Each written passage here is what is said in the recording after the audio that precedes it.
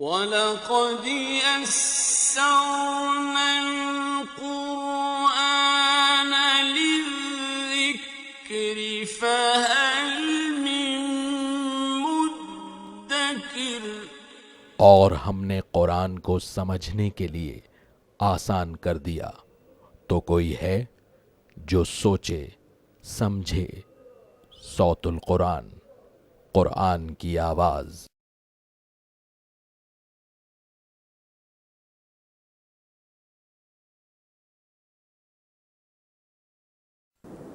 نحمده ونصلي على رسوله الكريم، اما بعد فاعوذ بالله من الشيطان الرجيم، بسم الله الرحمن الرحيم۔ الم تر الى الذين خرجوا من ديارهم وهم الوف حذر الموت فقال لهم الله موتوا ثم احياهم ان الله لذو فضل على الناس ولكن اكثر الناس لا يشكرون۔ صدق اللہ العظیم۔ سورہ البقرہ آیت نمبر 243 سے ہم اپنا مطالعہ شروع کر رہے ہیں۔ اب خاندانی ہدایات کے بعد قتال فی سبیل اللہ کے حوالے سے گفتگو آ رہی ہے۔ آیت نمبر 243 میں ایک واقعے کی طرف اللہ تعالیٰ نے اشارہ کیا ہے جو کسی سابقہ امت میں کچھ لوگوں کو پیش آیا تھا۔ مفسرین نے کئی آراء اس کے بارے میں بیان کی ہیں، جس کا حاصل یہ ہے کہ کچھ لوگ وہ تھے کہ جو موت کے خوف سے اپنے گھروں سے نکل پڑے تھے، یا ایک رائے یہ ہے کہ اللہ کے راستے میں قتال کے مراحل آئے تو انہوں نے جانے کے خوف کی وجہ سے اس سے انکار کیا۔ دراصل آگے چل کر ہم مزید دیکھیں گے کہ اہل ایمان یعنی نبی اکرم صلی اللہ علیہ وسلم کے ماننے والوں کو بھی قتال کے لیے ابھارا جا رہا ہے۔ تو اس ضمن میں کچھ واقعات ہیں جو سابقہ امتوں کے اللہ تعالیٰ نے بیان فرمائے۔ یہ پہلا واقعہ بیان کیا جا رہا ہے۔ الم تر الی الذین خرجوا من دیارہم، کیا تم نے ان لوگوں کی طرف نہیں دیکھا جو اپنے گھروں سے نکلے تھے، وہم الوف، اور ہزاروں کی تعداد میں تھے، حذر الموت، موت کے خوف سے، موت کا خوف ان کو لاحق ہوا اور وہ گھروں سے نکل پڑے۔ فقال لهم اللہ موتوا، اللہ نے انہیں کہا کہ تم مر جاؤ۔ زندگی موت اللہ کے ہاتھ میں ہے۔ اللہ کے راستے میں اگر بندہ قتال کے لیے نکلے تو ضروری نہیں کہ موت آ ہی جائے، اس کے علاوہ بھی موت آ سکتی ہے۔ تو موت سے فرار اختیار کرنا چاہا تو اللہ نے کہا موتوا، تم مر جاؤ، ثم احیاہم، پھر اللہ نے انہیں زندگی عطا فرما دی۔ ایسے مظاہرے اللہ تعالیٰ نے کئی مقامات پر قرآن حکیم میں بیان کیے۔ ایک واقعہ اسی سورۃ البقرہ میں ہم نے پڑھا تھا کہ جس شخص کو مار دیا گیا تھا وہ دوبارہ زندہ ہوا اور اس نے اپنے قاتل کا پتہ بتا دیا تھا۔ تو اللہ یہ مظاہرے فرماتے تاکہ لوگوں کو معلوم ہو جائے کہ زندگی موت اللہ کے ہاتھ میں ہے، اور اللہ دوبارہ زندگی عطا فرمائے گا، قیامت کے دن دوبارہ زندہ کھڑا کرے گا۔ ثم احیاہم، اللہ نے پھر انہیں زندگی عطا فرمائی۔ ان اللہ لذو فضل علی الناس، بے شک اللہ لوگوں پر بہت فضل فرمانے والا ہے۔ وَلَٰكِنَّ أَكْثَرَ النَّاسِ لَا يَشْكُرُونَ، لیکن اکثر لوگ شکر ادا نہیں کرتے۔ وَقَاتِلُوا فِي سَبِيلِ اللَّهِ، اب اس واقعے کے بعد قتال کا حکم آ رہا ہے۔ وَقَاتِلُوا فِي سَبِيلِ اللَّهِ، اور تم قتال کرو، جنگ کرو اللہ کے راستے میں۔ وَاعْلَمُوا، اور جان لو، أَنَّ اللَّهَ سَمِيعٌ عَلِيمٌ، بے شک اللہ خوب سننے والا، خوب علم رکھنے والا ہے۔ اب جہاد بالنفس یعنی قتال کے بعد جہاد بالمال، اللہ کے راستے میں اللہ کے دین کے لیے مال خرچ کرنے کا حکم آ رہا ہے۔ فرمایا من ذا الذی یقرض اللہ قرضا حسنا، کون ہے جو اللہ کو قرض دے قرض حسن، فیضاعفہ لہ اضعافا کثیرا، بس اللہ اسے کئی گنا بڑھا کر عطا فرمائے۔ واللہ یقبض ویبسط، اور اللہ ہی ہے جو تنگی بھی فرما دیتا ہے، کسی کو کم دیتا ہے، اور اللہ ہی ہے جو کشادگی بھی عطا فرماتا ہے، مزید عطا فرماتا ہے، زیادہ عطا فرماتا ہے۔ وَإِلَيْهِ تُرْجَعُونَ، اور اسی کی طرف تم سب لوٹائے جاؤ گے۔ یہاں اصطلاح یہ قرض حسن کی، قرض وہ رقم کے جس کی ادائیگی، جس کی ری پیمنٹ لازمی ہوتی ہے۔ اللہ کے راستے میں جو مال خرچ کیا جائے، اللہ اپنے ذمے اس کو قرض قرار دیتا ہے، میں لازماً لوٹا کر دوں گا اور بڑھا چڑھا کر عطا فرماؤں گا۔ اور حسن سے مراد یہ ہے کہ صحیح نیت کے ساتھ اللہ کی رضا کے لیے مال خرچ کیا جائے اور جس کے حلال میں سے دیا جائے، تو اللہ تعالیٰ بڑھا چڑھا کر عطا فرمانے کا وعدہ فرماتا ہے۔ غور فرمائیے کہ دنیا میں انویسٹمنٹس ہوا کرتی ہیں، اکثر اس میں سودی اسکیمیں بھی ہوتی ہیں، یا انسان کاروبار میں پیسہ لگاتا ہے تو امکان ہے کہ کوئی پروفٹ مل جائے گا، لیکن اللہ نے جو وعدے دیے وہ امکانی نہیں، وہ یقینی ہیں، لازماً اللہ دے گا اور بڑھا چڑھا کر عطا فرمائے گا۔ مزید نوٹ فرمائی کہ قرآن حکیم میں قرض حسن کی جو اصطلاح آتی ہے وہ اللہ کے دین کی دعوت کے لیے، اللہ کے دین کو قائم کرنے کی جد و جہد کے لیے خرچ کرنے کے معنی میں آتی ہے۔ آج تم اللہ کے دین کی خاطر لگاؤ، اللہ بڑھا چڑھا کر تمہیں عطا فرمائے گا۔ اللہ ہمیں توفیق عطا فرمائے کہ ہم اپنی حلال کمائی میں سے اس کے دین کی دعوت کے لیے، اس کے دین کے قیام کی جد و جہد کے لیے مال خرچ کریں، اسی میں ہمارا بھلا ہے۔ دنیا میں بھی اللہ بڑھا چڑھا کر یقیناً عطا فرمائے گا، اور آخرت میں جو کچھ عطا فرمائے گا اس کا ہم اندازہ نہیں کر سکتے۔ اب ایک اور واقعے کا بیان آ رہا ہے، یہ بنی اسرائیل کے ایک واقعے کا ذکر ہے۔ موسیٰ علیہ السلام کے تقریباً 300 برس کے بعد یہ واقعہ پیش آیا تھا۔ اس وقت ان کے نبی تھے سموئیل، ان کا نام بیان کیا گیا ہے، اور ان کی قیادت میں پھر جنگ ہوئی ہے اور اللہ تعالیٰ نے ان کو اقتدار عطا فرمایا۔ یہ ساری تفصیل قتال کے حوالے سے دراصل بیان ہو رہی ہے مسلمانوں کے لیے کہ اب ان کے لیے احکامات آ رہے ہیں اللہ کے راستے میں جنگ کرنے کے۔ نوٹ فرمائیے 13 برس تک رسول کریم صلی اللہ علیہ وسلم مکے میں تھے تو وہاں ہاتھ اٹھانے کی اجازت نہیں تھی۔ سورہ النساء آیت نمبر 77 میں یہ تفصیل آئے گی، حکم تھا کفوا ایدیکم، اپنے ہاتھوں کو باندھ کر رکھو۔ جب آپ صلی اللہ علیہ وسلم مکہ مکرمہ سے ہجرت فرما کر مدینہ منورہ تشریف لائے ہیں تو سورہ الحج کی آیت نمبر 39 میں تفصیل آ گئی ہے کہ اب ہاتھوں کو کھول دیا گیا ہے، اب قتال کی اجازت ہے، اور قتال کی فرضیت کے حوالے سے احکامات ہم پڑھ کر آ رہے ہیں۔ تو اب مسلمانوں کو تیار کرنا تھا جنگ کے لیے، تو پچھلی امتوں کے کچھ حالات ان کے سامنے بیان کیے جا رہے ہیں۔ اسی میں سے اب ایک واقعہ بیان ہو رہا ہے۔ الم تر الی الملأ من بنی اسرائیل من بعد موسیٰ، کیا تم نے بنی اسرائیل کی ایک جماعت کی طرف نہیں دیکھا موسیٰ علیہ الصلوۃ والسلام کے بعد؟ یہ ان کے سرداروں کی طرف اشارہ ہے، ان کے سپہ سالاروں کی طرف اشارہ ہے۔ کیا اے مسلمانوں تم نے ان کے حالات نہیں سنے جو کہ موسیٰ علیہ الصلوۃ والسلام کے بعد ہوئے تھے؟ اذ قالوا لنبی لہ مبعث لنا ملکا، جب انہوں نے اپنے نبی سے کہا کہ ہمارے لیے ایک بادشاہ مقرر فرما دیجیے۔ سموئیل نبی ان کا نام بیان کیا گیا ہے علیہ السلام۔ نقاتل فی سبیل اللہ، تاکہ ہم قتال کریں اللہ کے راستے میں۔ قال هل عصیتم ان کتب علیکم القتال الا تقاتلوا، انہوں نے کہا کیا تم سے اس بات کا بھی امکان ہے کہ اگر تم پر جنگ فرض کر دی جائے تو تم نہ لڑو؟ یہی صحابہ کرام رضی اللہ تعالی عنہم اجمعین کو بھی کہا جا رہا ہے۔ وہ بھی اجازت مانگتے تھے کہ ہمارے ہاتھوں کو کھول کیوں نہیں دیا جاتا، کیوں ہمیں اقدام کی اور ایکشن لینے کی اجازت نہیں دی جاتی؟ تو اس جملے میں ان کو بھی تنبیہ کی جا رہی ہے، ایسا تو نہیں ہو جائے گا کہ جب جنگ فرض کر دی جائے تو تم قتال سے انکار کر دو، لڑنے سے انکار کر دو۔ قالوا، انہوں نے کہا وما لنا الا نقاتل فی سبیل اللہ، اور ہمیں کیا ہوا کہ ہم اللہ کے راستے میں قتال نہ کریں۔ وقد اخرجنا من دیارنا، اور یقیناً ہم اپنے گھروں سے نکال دیے گئے، وابنائنا، اور اپنی اولادوں سے دور کر دیے گئے۔ فلما کتب علیہم القتال، پس جب ان پر جنگ کرنا فرض کر دیا گیا، تولوا الا قلیلا منہم، تو سوائے چند ایک کے سب منہ پھیر گئے۔ یہی ہوا کہ انہوں نے نافرمانی کی روش اختیار کی اور اللہ کی طرف سے جو تقاضے تھے جنگ کرنے کے اس کا انکار کیا۔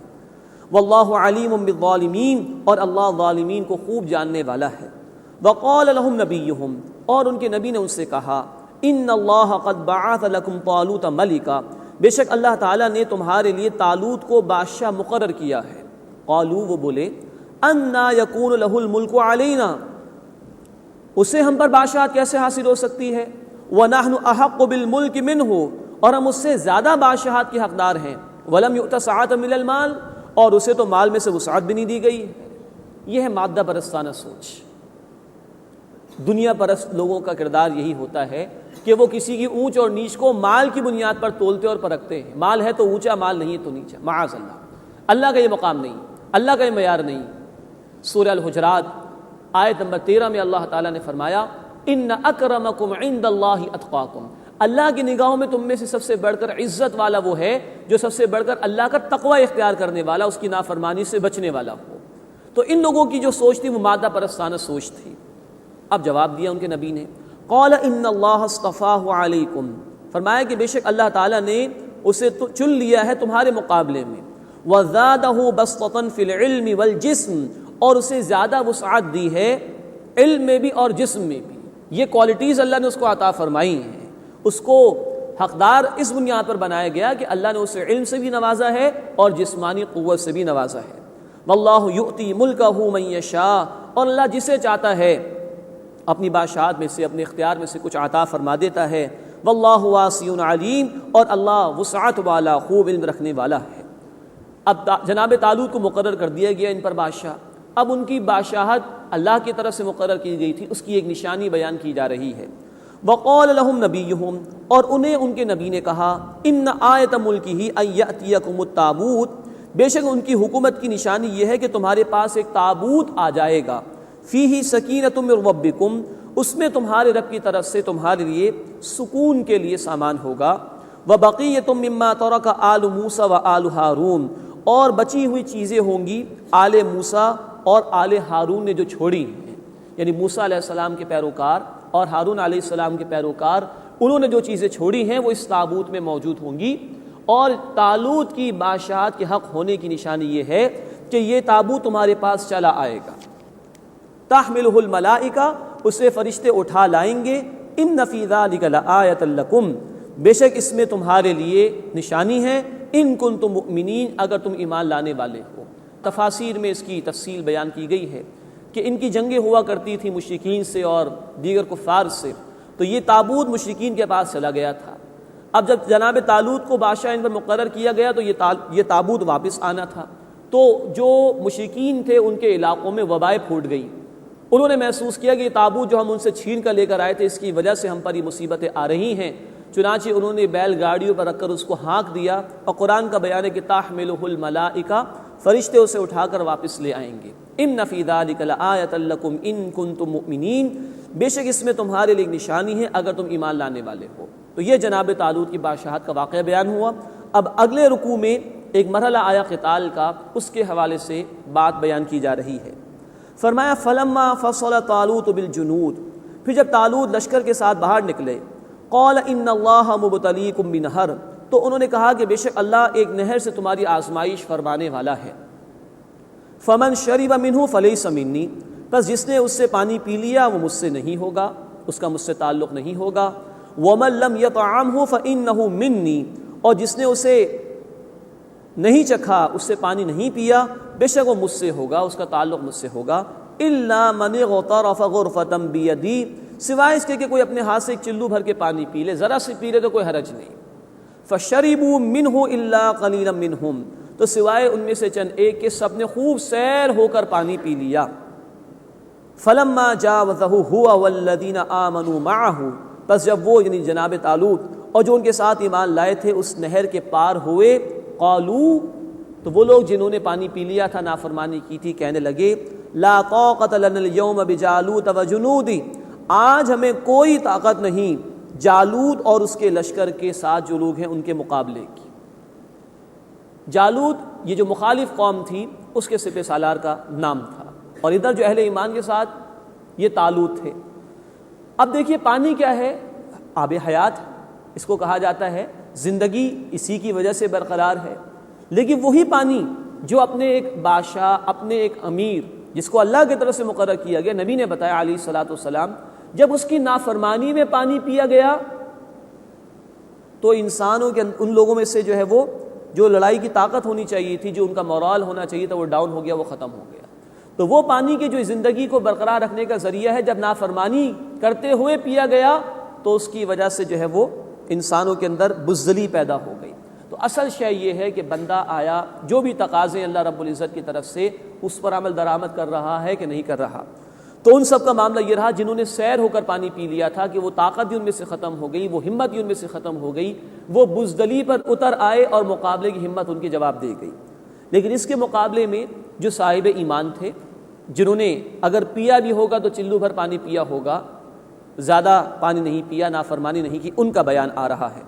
قال الذین یظنون انہم ملاقو اللہ، جو لوگ یہ خیال رکھتے تھے کہ وہ اللہ سے ملاقات کرنے والے ہیں، انہوں نے کہا کم من فیۃ قلیلۃ غلبت فیۃ کثیرۃ باذن اللہ، بارہا ایسا ہوا ہے کہ ایک چھوٹی جماعت بڑی جماعت پر اللہ کے حکم سے غالب آ گئی۔ واللہ مع الصابرین، اور اللہ صبر کرنے والوں کے ساتھ ہے۔ تو فیصلہ کن شے اہل ایمان کے لیے وہ ان کی تیاری، ان کی طاقت اور ان کی تعداد نہیں، فیصلہ کن شے اللہ کی مدد ہے، اللہ کا اذن ہے، اللہ کا ساتھ ہے جو اہل ایمان کو نصیب ہوتا ہے۔ اسباب کے تحت تعداد کو بھی دیکھنا چاہیے، ہتھیار بھی استعمال کرنے چاہیے، جمع بھی کرنے چاہیے، تربیت بھی ہوگی، یہ اسباب کے تحت ہے، لیکن مومن کا توکل اور بھروسہ جو ہے وہ اسباب پر نہیں بلکہ مسبب الاسباب اللہ رب العزت پر ہوتا ہے۔ تو ایمان والوں کی یہ شان سامنے آئی، تعداد میں کم ہی رہ گئے تھے، بہت تھوڑے ہی تھے، لیکن کہا کہ بارہا ایسا ہوا ہے کہ ایک چھوٹی جماعت ایک بڑی جماعت پر اللہ کے حکم سے غالب آ گئی، واللہ مع الصابرین، اور اللہ صبر کرنے والوں کے ساتھ ہے۔ اب مقابلے کا ذکر آ رہا ہے۔ وَلَمَّا بَرَزُوا لِجَالُوتَ وَجُنُودِهِ، اور جب جالوت اور اس کے لشکر کے یہ لوگ سامنے ہوئے، قالوا، انہوں نے دعا کی، ربنا افرغ علینا صبرا، اے ہمارے رب ہم پر صبر کے دھانے کھول دے، وثبت اقدامنا، اور ہمارے قدموں کو مضبوطی عطا فرما، وانصرنا علی القوم الکافرین، اور کفار کی قوم کے مقابلے میں ہماری مدد فرما۔ یہ ہے فیصلہ کن شے، اللہ کی مدد بندہ مومن کو مل جائے تو پھر کامیابی ہی کامیابی ہے۔ فہزموہم باذن اللہ، پھر انہوں نے اللہ کے حکم سے انہیں شکست دی، یہ چند مٹھی بھر اہل ایمان غالب آ گئے جالوت اور اس کے لشکر پر۔ وقتل داؤد جالوتا، اور داؤد علیہ السلام نے جالوت کو قتل کیا۔ یہ طالوت کے لشکر میں تھے داؤد علیہ السلام، بنی اسرائیل ہی کے تسلسل میں ہیں، لیکن جناب طالوت کے لشکر میں تھے، اور یہ گڈریے کا کام بھی کیا کرتے تھے۔ انہوں نے جب دیکھا جالوت کو کہ وہ پورا غرق آہن تھا، لوہے کا لباس پہن کر آیا ہوا تھا، صرف اس کی آنکھ کھلی ہوئی تھی، تو زور سے جو پتھر 3 مارے ہیں تو اس کی آنکھ کو پھاڑ کر اس کے بھیجے کو بھی اس نے پھاڑ ڈالا ان پتھروں نے، اور یوں جالوت کو قتل کر دیا حضرت داؤد علیہ السلام نے۔ وَآتَاهُ اللَّهُ الْمُلْكَ وَالْحِكْمَةَ، اور اللہ نے انہیں یعنی حضرت داؤد علیہ السلام کو بادشاہت بھی عطا فرمائی اور نبوت سے بھی سرفراز فرمایا۔ وَعَلَّمَهُ مِمَّا يَشَاءُ، اور وہ کچھ سکھایا جو بھی اللہ تعالیٰ نے چاہا۔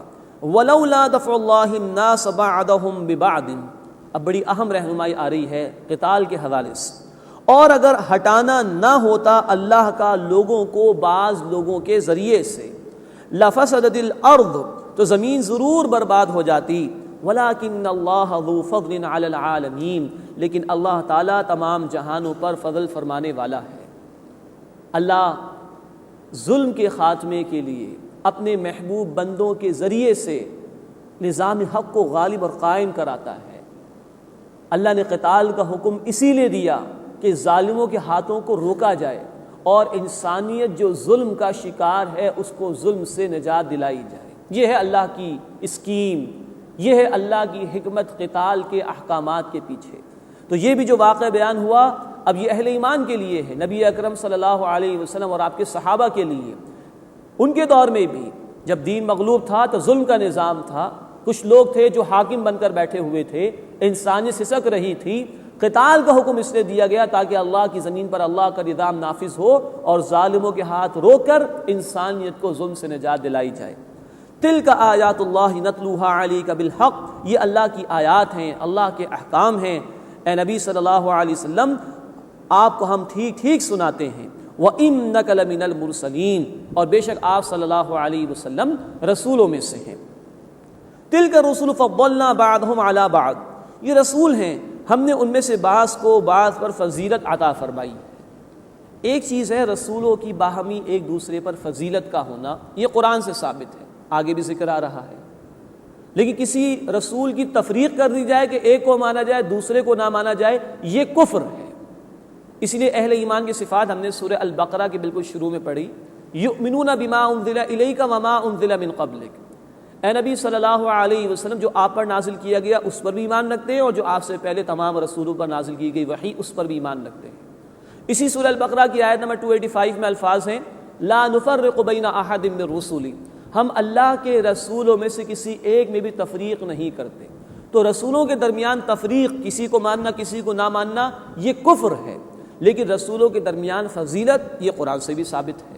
اسی لیے آگے فرمایا منہم من کلم اللہ، ان میں سے بعض ہیں جن سے اللہ نے کلام فرمایا، جیسے کہ موسیٰ علیہ السلام سے کوہ طور پر، رسالت مآب صلی اللہ علیہ وسلم سے معراج کی رات میں، ورفع بعضهم درجات، اور ان میں سے بعض پر بعض کے درجات بلند فرمائے، وآتینا عیسی ابن مریم البینات، اور ہم نے مریم سلام علیہا کے بیٹے عیسیٰ علیہ السلام کو کھلی واضح نشانی عطا فرمائیں، وَأَيَّدْنَاهُ بِرُوحِ الْقُدُسِ، اور ہم نے روح القدس یعنی جبریل امین علیہ السلام کے ذریعے ان کی تائید کی۔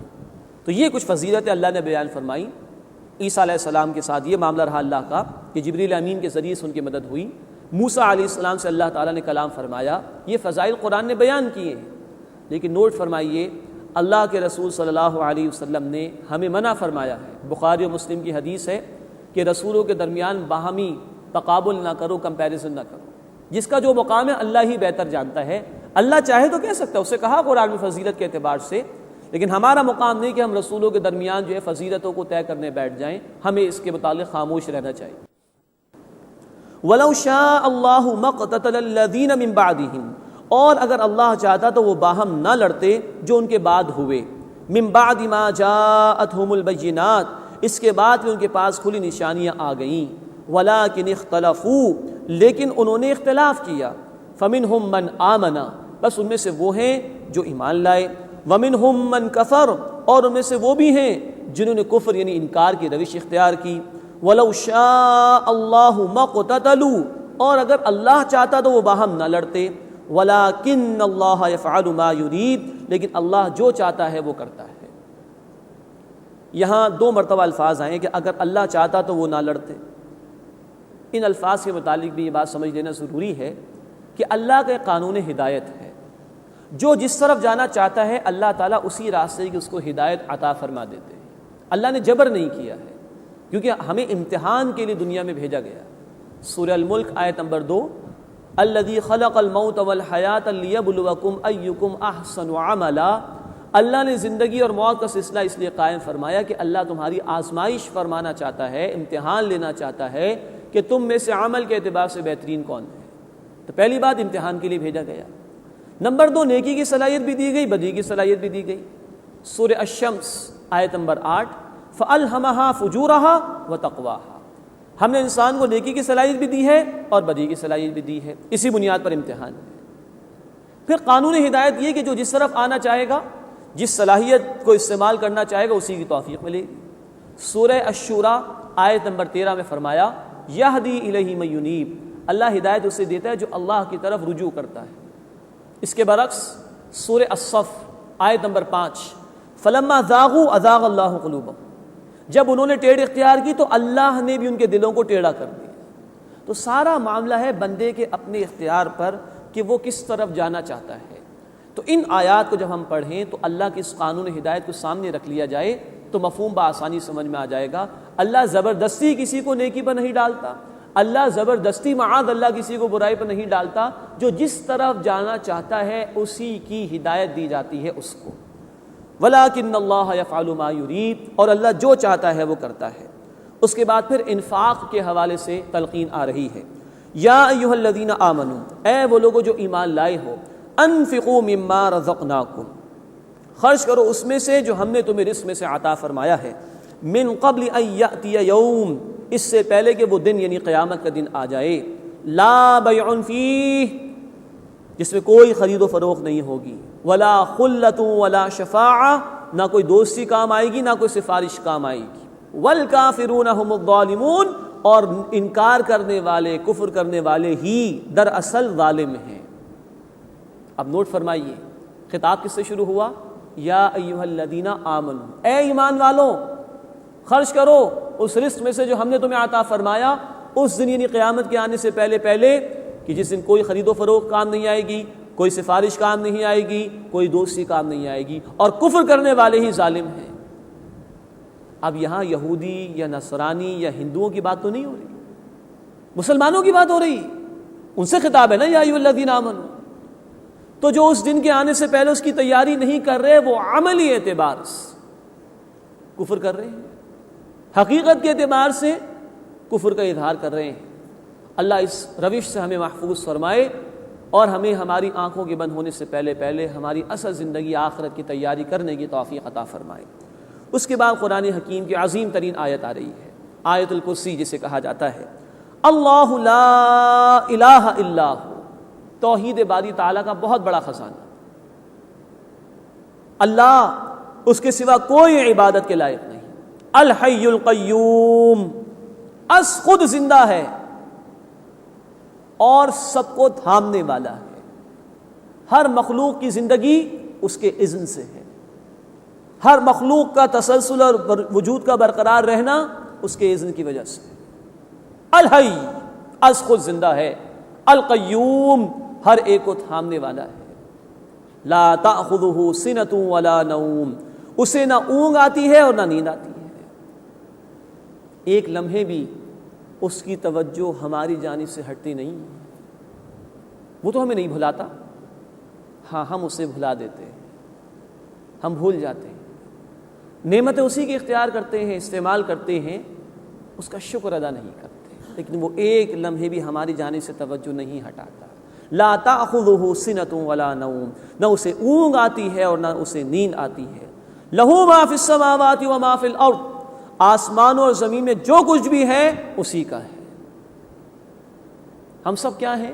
ٹرسٹیز ہیں، کسٹوڈین ہیں، امین ہیں، جو کچھ ہمارے پاس ہے امانت دار ہیں، ہم اس کے امین بنائے گئے، جواب دینا ہے اس کا، بالفعل ملکیت اللہ تعالیٰ کی ہے۔ من ذا الذی یشفع عندہ الا باذنہ، کون ہے جو سفارش کر سکے اس کے حضور سوائے اس کی اجازت کے؟ اختیار کل کا کل اللہ کے پاس۔ جھوٹی شفاعت کی نفی ہے اس،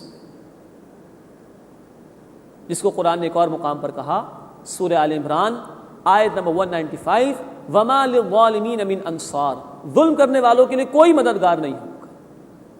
ہاں شفاعت حق ہے، سورہ نبا آیت نمبر 38 میں کہا گیا الا من اذن لہ الرحمن، وہی کچھ بول سکے گا جس کو کہ رحمان کی طرف سے اجازت ملے گی۔ اور سورہ طٰہٰ میں ذکر ہے اجازت بھی اس کے لیے دی جائے گی، ورضی لہ قولا، جس کے لیے اللہ اس سفارش کو، اس بات کو پسند فرمائے گا۔ تو یہ شفاعت حق ہے، سب سے بڑھ کر فرمائیں گے رسول اللہ صلی اللہ علیہ وسلم، پھر انبیاء ہیں، پھر اللہ کے نیک بندے ہیں، لیکن ان کے لیے کہ جنہوں نے محنت کی ہوگی، آخرت کو مقصود بنایا ہوگا، کچھ کمی اگر رہ گئی ہوگی تو اللہ اپنے رسولوں، اپنے نیک بندوں سے کہیں گے تم دعا کرو میں ان کو معاف کر دوں گا۔ لیکن ظالموں کے لیے، نافرمانوں کے لیے، اللہ کی حدود کو پامال کرنے والوں کے لیے سفارش نہیں ہے، ورنہ امتحان کا مقصد فوت ہو جائے، پھر سبھی اگر برابر ہو گئے تو امتحان کو کوئی فائدہ ہی نہیں، ہرگز نہیں۔ ان الابرار لفی نعیم، سورہ الانفطار میں کہا گیا بے شک نیکوکار جنت میں ہوں گے، وَإِنَّ الْفُجَّارَ لَفِي جَحِيمٍ، اور گناہ گار جہنم میں ہوں گے۔ اللہ ہمیں نیک اعمال کرنے کی توفیق عطا فرمائے، اللہ ہمارے حق میں اپنے رسول صلی اللہ علیہ وسلم کی شفاعت کو بھی قبول فرمائے، اور ہمیں اس کا مستحق بننے کی توفیق عطا فرمائے۔ ہر ایک کے لیے نہیں، جو مستحق ہوگا اس کے لیے سفارش ہے، اور ہوگی اللہ کے حکم سے، اور اسی کے لیے جس کے لیے اللہ پسند فرمائے گا۔ فرمایا کہ من ذا الذی یشفع عندہ الا باذنہ، کون ہے جو سفارش کرے اس کے حضور اس کی اجازت کے بغیر۔ یعلم ما بین ایدیہم وما خلفہم، اللہ جانتا ہے جو کچھ لوگوں کے سامنے ہے، جو کچھ ان کے پیچھے ہے، لوگ جو کچھ کر چکے ہیں اعمال، اللہ واقف ہے اس سے، جو کر رہے ہیں اللہ واقف ہے اس سے، تو اللہ کو بتانے کی ضرورت نہیں۔ یہ دنیا میں سفارش ہم کرتے ہیں کسی کے لیے کہ بھائی میرا بھتیجا ہے، میں آپ سے کہہ رہا ہوں اچھا آدمی ہے، آپ اس کو جاب کے لیے رکھ لیجئے، بتانا پڑتا ہے نا دنیا کے معاملات کے اندر۔ کیا اللہ کو ایسی کوئی ضرورت ہے کہ اللہ کو بتایا جائے کہ اللہ تیرا بندہ بڑا نیک ہے؟ قطعاً نہیں۔ یعلم ما بین ایدیہم وما خلفہم، وہ جانتا ہے جو کچھ لوگوں کے سامنے اور ان کے پیچھے ہے۔ ولا یحیطون بشیء من علمہ الا بما شاء، اور وہ اس کے علم میں سے کسی شے کا بھی احاطہ نہیں کر سکتے سوائے اس کے جتنا اللہ چاہے۔ کل علم اللہ کے پاس، ہاں اس نے جس کو چاہا اپنے بندوں میں سے عطا فرمایا، رسولوں کو عطا فرمایا، سب سے بڑھ کر عطا فرمایا محمد کریم صلی اللہ علیہ وسلم کو، لیکن عطا اللہ نے فرمایا، کل اللہ کے پاس، کوئی اس کے علم کا احاطہ نہیں کر سکتا سوائے اس کے کہ جو اللہ نے از خود اپنے بندوں میں سے کسی کو عطا فرمایا ہو۔ وسع کرسیہ السماوات والارض، اور اس کی کرسی، اب یہ متشابہات میں سے ہے، مراد اس کا دائرہ اقتدار وسیع ہو چکا ہے آسمانوں اور زمین پر، پھیلا ہوا ہے کل آسمانوں اور زمین پر، پوری کائنات پر اللہ ہی کی حکمرانی کار فرما ہے، چپے چپے پر اسی کا حکم جاری و ساری ہے۔ ولا یؤودہ حفظہما، اور ان کی حفاظت اسے تھکاتی نہیں ہے۔ یہ تمام چیزیں تو مخلوق کے ساتھ وابستہ ہیں، خدا میں تھکاوٹ آ جائے تو وہ خدا کہاں رہا؟ نہیں، ولا یؤودہ حفظہما، اس کو ان کی حفاظت تھکاتی نہیں ہے، وہو العلی العظیم، اور وہ بہت بلند مرتبے والا، عظمت والا ہے۔ یہ ہے آیت الکرسی۔ اللہ کے رسول صلی اللہ علیہ وسلم نے ہر فرض نماز کے بعد ہمیں پڑھنے کی تلقین فرمائی، رات کو سونے سے پہلے بھی پڑھنے کی تلقین فرمائی، اور مزید آپ نے فرمایا، سنن نسائی کی حدیث ہے کہ جب بندہ ہر فرض نماز کے بعد اس کا اہتمام کرے تو بندے اور اس کے رب کے درمیان ملاقات میں صرف موت ہی کا فصل ہوتا ہے۔ اللہ ہمیں اس کے اوپر غور و فکر کر کے اس کو اپنے معمولات میں شامل کرنے کی توفیق عطا فرمائے۔ لا اکراہ فی الدین، دین میں جبر نہیں ہے، قد تبین الرشد من الغی، بے شک ہدایت گمراہی سے جدا ہو چکی ہے، واضح ہو چکی ہے۔ فمن یکفر بالطاغوت، پس جو انکار کرے طاغوت کا، ویؤمن باللہ، اور ایمان لائے اللہ پر، فقد استمسک بالعروۃ الوثقی، تو اس نے بہت مضبوط حلقے کو تھام لیا، لن انفصام لہا، جو ٹوٹنے والا نہیں ہے، واللہ سمیع علیم، اور اللہ خوب سننے والا، خوب علم رکھنے والا ہے۔ اس آیت کے حوالے سے بھی کچھ اشکالات لوگوں نے پیش کیے ہیں، خاص طور پر وہ لوگ کہ جو دین کی جدید تعبیر کرنا چاہتے ہیں، دانشورانہ تعبیر کرنا چاہتے ہیں، اور قرآن حکیم کے واضح مفہوم کو بھی بگاڑ دیتے ہیں۔ ان کا کہنا ہے کہ صاحب دیکھیے قرآن خود کہہ رہا ہے دین میں کوئی جبر ہی نہیں، تو جو عقیدہ رکھنا چاہے رکھے، جو جب چاہے عقیدہ قبول کرے، جب چاہے عقیدے کا انکار کر دے۔ یہ بات درست نہیں۔ اب نوٹ فرمائیے، جہاں تک انفرادی سطح کا معاملہ ہے، فرد کا معاملہ ہے، اسلام مکمل آزادی دیتا ہے۔ کوئی یہودی رہنا چاہے یہودی رہے، عیسائی رہنا چاہے عیسائی رہے، ہندو رہنا چاہے ہندو رہے، اور اسلامی ریاست میں رہ سکتا ہے، وہ جو عقیدہ چاہے اختیار کر لے۔ ہاں، اپنے عقیدے پر عمل کرے، اپنے عبادت گاہ تک اپنی عبادات کو محدود رکھے، اپنی اولاد کو اپنے مذہب کی تعلیم دے سکتا ہے، کوئی حرج کی بات نہیں۔ اس لیول پر اسلام کو کوئی اعتراض نہیں۔ اس سے اوپر آئیے، ایک شخص نے اسلام قبول کر لیا ہے، مانتا ہے کہ اللہ کی کتاب برحق ہے، مانتا ہے کہ اللہ کے رسول صلی اللہ علیہ وسلم برحق ہیں، اب اگر وہ احکامات پر عمل نہیں کرتا تو عمل درآمد کرانے میں جبر کیا جائے گا۔ مثال کے طور پر ہم اپنے بچوں کو اسکولوں میں داخل کرتے ہیں تو ان کی ٹائمنگ 6 ہوتی ہے، ہم اپنی خوشی سے اپنے بچے کو اسکول میں داخل کراتے ہیں، 5 گھنٹے کی ٹائمنگز ہیں تو بچہ ٹائم پر آئے گا، ٹائم پر جائے گا، یہ یونیفارم بھی اس کو پہننا ہوگا، یہ کتابیں بھی اس کو لے کر آنی ہوں گی۔ یہ پابندی اس بچے پر ہے جس نے اسکول میں ایڈمیشن لے لیا۔ ہاں، جو بچہ باہر سڑک پر ایسے ہی گھوم رہا ہے اس پر کوئی پابندی نہیں، لیکن اگر یہ بچہ لیٹ آئے گا تو اسکول کی جو بھی انتظامیہ ہوگی وہ جبر کرے گی نا اس پر، ٹائم کی پابندی کرانے کے لیے۔ تو دوسری بات یہ کہ جس نے فری ول کے ساتھ اسلام قبول کر لیا اس پر جبر ہوگا دین کے احکامات پر عمل درآمد کرانے میں۔ چنانچہ اگر اسلامی ریاست چاہے تو بے نمازیوں کی سزا مقرر کرے گی اور بالجبر ان سے نماز کی ادائیگی کرائی جائے گی، گو کہ ان کی تعلیم کا بھی انتظام ہوگا، ان کے دلوں میں ایمان کی آبیاری کا بھی انتظام ہوگا، لیکن مجموعی معاشرے کی بہتری کے لیے احکامات پر عمل درآمد کے لیے جبر کیا جائے گا۔ تیسرا لیول سمجھنے کی کوشش کرنی چاہیے جو کہ بہت ضروری ہے۔ جہاں تک انفرادی لیول کی بات تھی، انفرادیت کی بات تھی، فرد کی بات تھی، جو چاہے عقیدہ رکھ لو، قبول کر لیا تو جبر ہوگا عمل کرانے میں۔ لیکن جب بات اجتماعی نظام کی آ جائے تو اسلام اللہ کی حاکمیت اور اللہ کے قانون کے سوا کسی اور قانون کو ماننے کے لیے تیار نہیں۔ 3 دفعہ قرآن نے کہا، سورۃ الانعام آیت نمبر 57، سورہ یوسف آیت نمبر 40، اور پھر سورہ یوسف آیت نمبر 67 میں ان الحکم الا للہ، حکم کا اختیار فقط اللہ کو حاصل ہے، سروری زیبا فقط الذات بے ہمتا کو ہے، حکمراں ایک وہی، باقی بتانے حاصل۔ اجتماعی نظام کے اندر اسلام اللہ کی حاکمیت اور اس کے قانون کے علاوہ کسی اور قانون کو تسلیم کرنے کے لیے تیار نہیں ہے، اس کے لیے جبر ہوگا۔ اور قرآن نے حکم دیا سورہ انفال آیت نمبر 39 اور سورہ البقرہ آیت نمبر 193 میں، قتال کرو ان کے خلاف یہاں تک کہ کوئی فتنہ باقی نہ رہے، وَيَكُونَ الدِّينُ كُلُّهُ لِلَّهِ، اور دین سسٹم آف لائف کل کا کل اللہ تعالیٰ کے لیے ہو جائے۔ اجتماعی لیول کے اوپر صرف اللہ کی حاکمیت قابل قبول اسلام، وہ مان لو، کوئی عقیدہ رکھنا رکھ لو، انفرادی سطح پر جو مذہب اختیار کرنا چاہو کر لو، لیکن دین سسٹم آف لائف وہ اللہ کی حاکمیت پر مبنی ہوگا، اس کے لیے جبر ہے۔ انفرادی سطح پر کوئی جبر نہیں ہے، لیکن اجتماعی نظام میں اللہ کی حاکمیت کے قیام کے لیے جبر ہے۔ لا اکراہ فی الدین، دین میں کوئی جبر نہیں، قد تبین الرشد من الغی، ہدایت واضح ہو چکی ہے گمراہی سے۔ انفرادی سطح پر کوئی جبر نہیں ہوگا. فمن یکفر بالطاغوت، بس جو انکار کرے طاغوت کا. طاغوت طغا، یہ طغیانی سے یہ لفظ بنا ہے. ہر وہ شخص یا ادارہ یا حکومت جو اللہ کی حدود کو پامال کر دے، کراس کر جائے، وہ طاغوت ہے، اس کا انکار لازم ہے. فرمایا فمن یکفر بالطاغوت، جو طاغوت کا انکار کرے، ویؤمن باللہ، اور اللہ پر ایمان رکھے، فقد استمسک بالعروۃ الوثقی، اس نے یقین ایک مضبوط حلقے کو تھام لیا ہے، مضبوط سہارے کو تھام لیا ہے.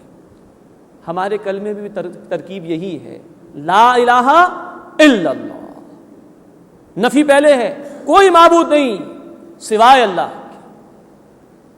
تو ہر فرد، ادارہ، حکومت جو باغی ہو اللہ کی، اس کی نفی پہلے لازم ہے، پھر ایمان اللہ تعالیٰ پر.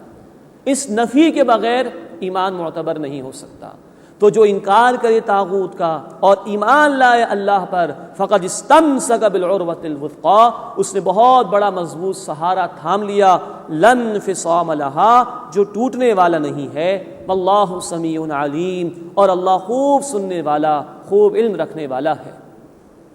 فرمایا اللہ ولی الذین آمنوا، اللہ ولی ہے، کارساز ہے، پشت پناہ ہے ان لوگوں کا جو ایمان لائے. یخرجہم من الظلمات الی النور، وہ انہیں نکالتا ہے اندھیروں سے روشنی کی طرف.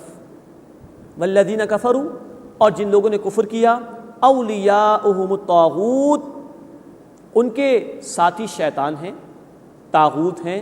شیطان بھی طاغوت ہے، اس لیے کہ اس نے بھی اللہ تعالیٰ کے حکم کو پامال کیا. اولیاؤہم الطاغوت، جنہوں نے کفر کیا ان کے ساتھی شیاطین ہیں یا طاغوت ہیں. یخرجونہم من النور الی الظلمات، وہ انہیں ہدایت کے نور سے نکال کر گمراہی کے اندھیروں کی طرف لے جاتے ہیں. اولئک اصحاب النار، یہی آگ والے ہیں. ہم فیہا خالدون، اس میں ہمیشہ ہمیشہ رہیں گے. اللہم اجرنا من النار، اے اللہ ہمیں آگ کے عذاب سے محفوظ فرما.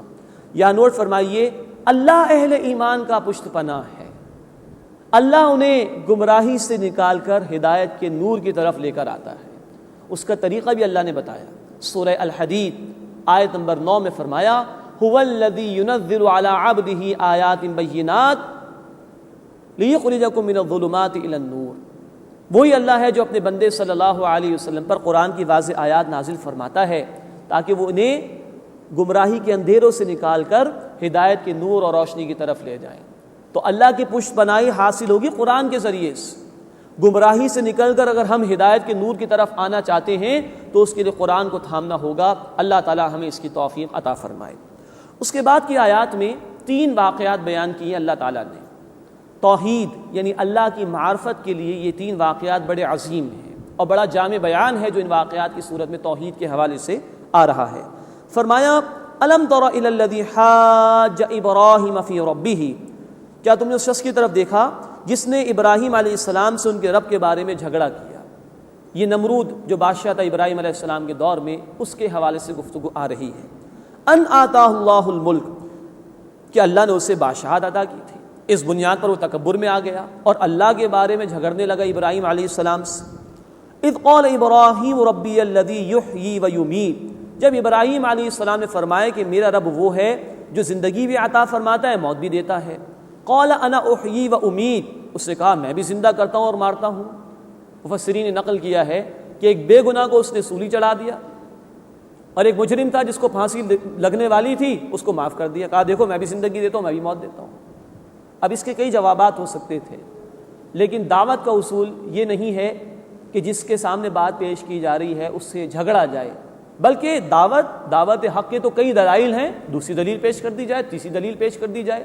تو ابراہیم علیہ السلام نے اس پہلی بات پر جھگڑا نہیں کیا اس سے، بلکہ ایک اور دلیل رکھ دی، اور وہ دلیل ایسی تھی کہ وہ خاموش ہو گیا بالکل. قال ابراہیم، فرمایا ابراہیم علیہ السلام، ان اللہ یأتی بالشمس من المشرق، بے شک اللہ سورج کو مشرق سے نکالتا ہے. فاتی بہا من المغرب، تو اسے مغرب سے نکال کر دکھا دے. تو نے یہ تو دعویٰ کر لیا میں زندگی موت دیتا ہوں، لیکن سورج کے نکلنے کا معاملہ تو بھائی تیرے باپ دادا سے بھی پہلے کا ہے. تو میرا رب تو وہ ہے جو سورج کو مشرق سے نکالتا ہے، تو مغرب سے نکال کر دکھا دے اگر تو واقعتاً خدا ہے یا خدائی کا اختیار تیرے پاس ہے. فبہت الذی کفر، تو وہ کافر حیران کر دیا گیا. کوئی جواب ہی نہیں تھا اس کے پاس. واللہ لا یہدی القوم الظالمین، اور اللہ تعالیٰ ظالمین کو ہدایت نہیں دیا کرتا. اب دوسرا واقعہ آ رہا ہے.